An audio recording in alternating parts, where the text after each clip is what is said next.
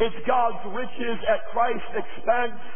It's been defined as unmerited or divine and unmerited assistance.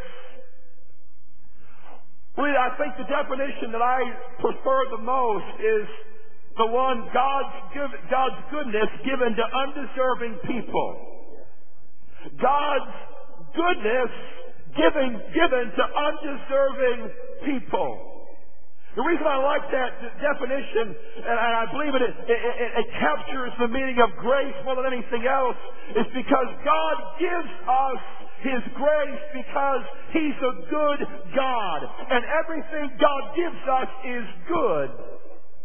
Whether we like it or not, it's good for us. Hallelujah. And it's His grace. It's God's goodness given to undeserving people. And there's not a single one of us tonight that deserves anything from the Lord. Not a single thing do we deserve from God. That Greek word for grace, charis, it means, or inherent within that word, it implies that which is a gift and that which is always free. That which is a gift and it is always free. Meaning that it cannot be earned, it cannot be merited, it cannot be worked for, it cannot be hyped up. If it's God's grace, it's always a gift and it's always free. Actually, Paul would say in the book of Romans that if you work for it, actually in Romans 5, if you work for it, it ain't grace. If you think you deserve it, then you're not getting grace. God's grace is always free and it's always a gift. It's an all-encompassing gift. Meaning that within the grace of God, there is everything that you and I need. You get that tonight? Within His grace, within the scope of His goodness, because God is a good God, there is everything you and I need as a believer. That means everything that we receive from God is a manifestation of His grace to us. Hallelujah. A manifestation of His grace to us. Whether it's peace, whether it's victory over sin, whether it's joy, whether it's a purpose for living, whatever God gives us, even the material things, the physical things that we receive, it's a manifestation of the grace of a good God.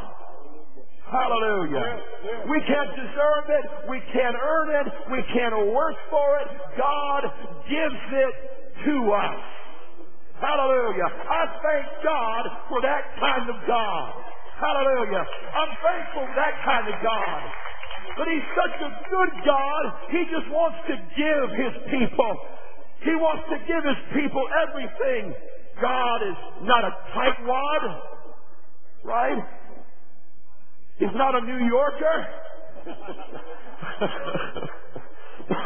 Or hell, He's not a tightwad. He's not like that. God is a giving God. Oh, sorry, Dan, I forgot about you there.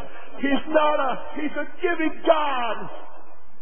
He's a giving God. That's the kind of God you and I serve tonight. A God whose hand is open wide. Hallelujah. And He's giving out that which He has. He wants to give to His people. He wants to give everything to us that He has, that He's provided for us through the cross. He wants us to have it. And everything that God gives us tonight is a manifestation of His grace. Again, we can't work for it. We can't earn it. And Brother Swagger said many times before, the only thing that qualifies you for grace is the fact that you're disqualified. You and I are disqualified tonight. We don't deserve anything. We don't deserve anything from God, but yet He gives it to us anyway. And what He's looking for is really one thing. He's looking for us to believe Him, to trust Him, to have the correct object of faith, which is Christ and Him crucified. The cross, the sacrificial death of Jesus at Calvary. That's what He's looking for, so He can give us what He's already provided for us at the cross. His grace. His grace. His grace. As I've said, and I'll say it again, it cannot be worked for, it cannot be earned, and it cannot be merited. What's the big deal about that? The big deal about that is this, that when you've lived your life, I'm talking about the Christian life now, when you've lived your Christian life for years and years and years trying to earn and trying to merit, trying to achieve what only God gives by faith, Yes, yes. the understanding of grace, the grace that comes freely through the sacrificial death of Christ at the cross, the grace that flows freely from Calvary. When you begin to understand that and you don't have to earn it, God's not looking for us to jump through hoops and to do certain activities for so long. When you've lived that for years under that mindset of law, the understanding of grace will set you free. Hallelujah. It will set you free. It will set